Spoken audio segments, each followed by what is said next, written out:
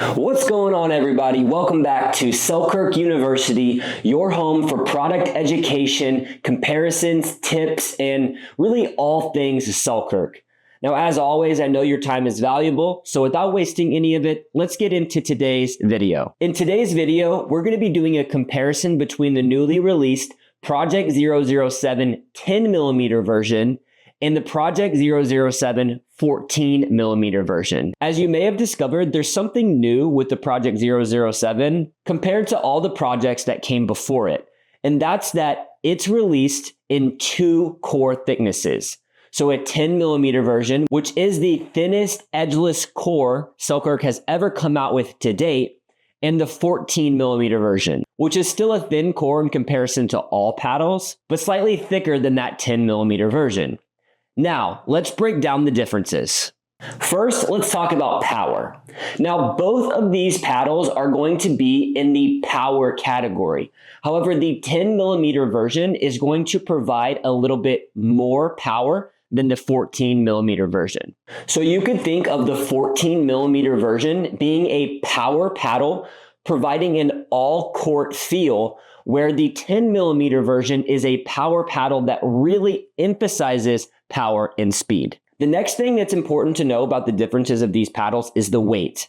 Now, the 14mm version comes in slightly more heavy than the 10mm version, probably due to the fact that the core is slightly thicker. With that being said, the 10mm version does boast a lower swing weight at an average of 107, and the 14mm version produces a swing weight at an average of 122. When we talk about swing weight, we're essentially talking about how fast this paddle feels in your hands. Though there's some variability when it comes to swing weight, they're pretty much identical in terms of twist weight, which is how fast can you rotate or twist the paddle in your hand. Both of these paddles are definitely on the lighter end when it comes to twist weight. This could be due to the updated wing design on the aerodynamics throat.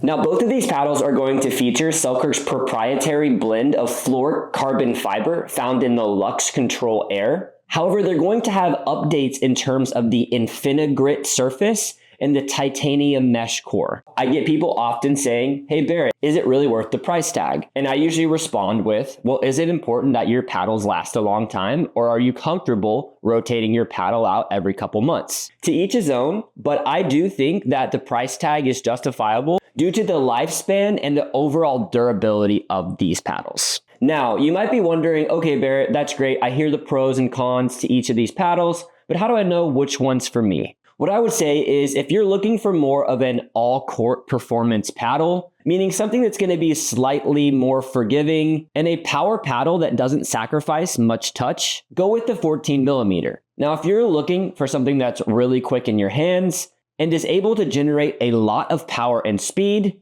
go with the 10mm.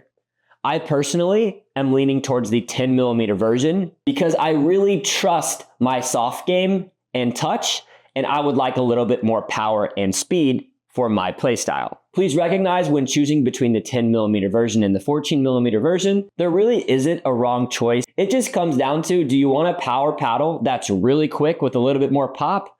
Or do you want a power paddle that has more of an all-court feel with a little bit more control baked in there? Well guys, that's all we have for you today. Please let me know in the comments which paddle you're getting or have already gotten, as well as your personal feedback on the paddle. And let me know any future videos that you want me to cover on this channel. Thanks so much for watching, and I'll see you on the next one.